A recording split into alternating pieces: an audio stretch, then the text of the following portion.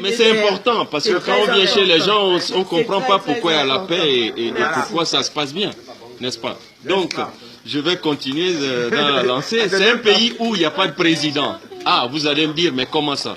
Tous les pays du monde entier ont un président. Ici, il n'y a pas de président. Comment ça se passe? Eh bien, les 4 premiers partis qui remportent les législatives se partagent les 7 postes de gouvernement. Il y a toujours eu que 7 ministres ici en Suisse depuis 1848, la dernière constitution, 1848, que 7 ministres. Donc, les 4 premiers partis qui arrivent se partagent les 7 postes. Le premier parti a 2 postes de ministre, le deuxième 2 postes de ministre, le troisième 2 postes de ministre et le quatrième 1 poste. Ça fait bien 7. Maintenant, à qui est-ce qu'on va donner le rôle de président chaque année? C'est un des ministres qui va assumer les 4 fonctions suivantes. Première fonction, animer les réunions du Conseil des ministres.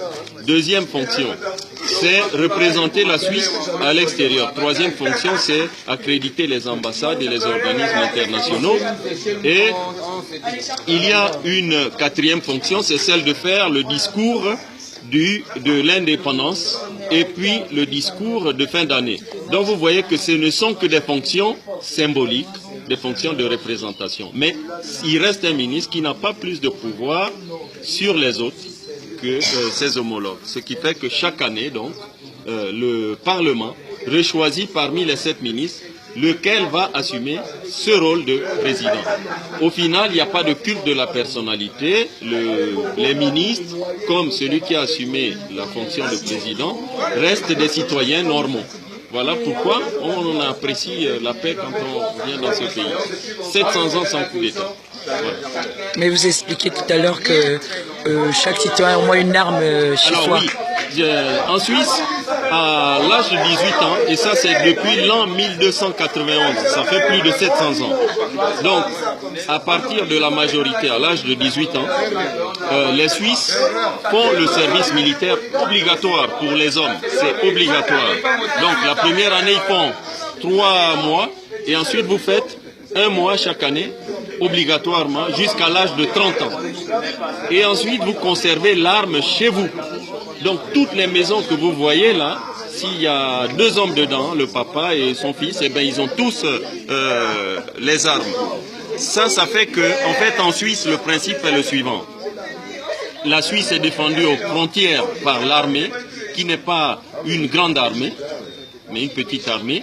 Et à l'intérieur de la Suisse, ce sont les Suisses qui défendent la Suisse. Ils ont tous les armes et il y a même des réserves de munitions dans les communes. Donc c'est quand même exceptionnel. Pourquoi il n'y a pas d'homicide? Il n'y a eu que 6 homicides en 2016, comparé par exemple même au Gabon où il y a peut-être une centaine ou même... Surtout la France. Ah, on peut comparer à la France, par exemple. Parce qu'en France, ça se suicide chaque semaine. Hein. Effectivement. Parce que, justement, en Suisse, il y a une éducation à l'arme.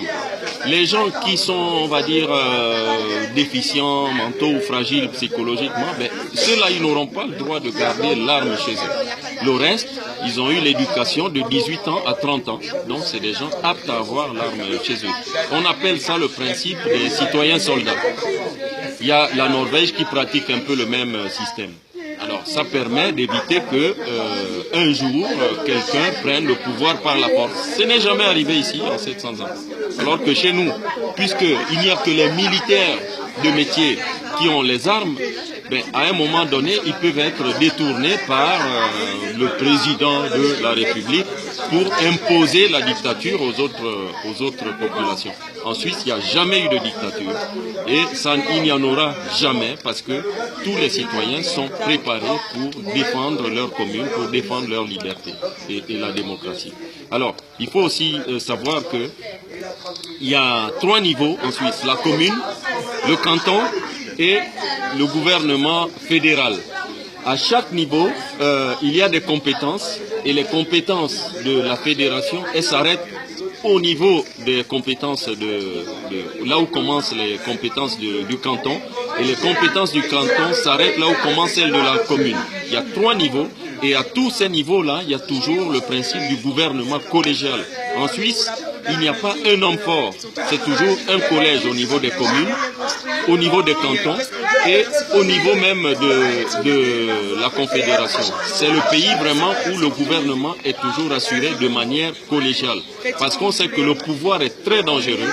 Donc ils ont évité depuis 1291 de le donner à un homme en particulier. Qu'est-ce qu'ils font? C'est toujours un groupe de personnes qui assument de manière collégiale le pouvoir. Ce qui fait que dès que vous déviez, on vous met de côté. Si vous avez suivi les élections françaises, que ce soit Poutou, que ce soit Jean-Luc Mélenchon, que ce soit Marine Le Pen ou que ce soit Céline, ils ont parlé des référendums d'initiative populaire ou de référendum révocatoire. Eh bien, c'est des choses qui sont pratiquées en Suisse depuis près de 700 ans. Donc c'est ici que maintenant la plupart des pays européens s'inspirent sur les valeurs de la démocratie. En Allemagne, ils font quasiment des talk-shows sur la démocratie suisse. Allez, voilà.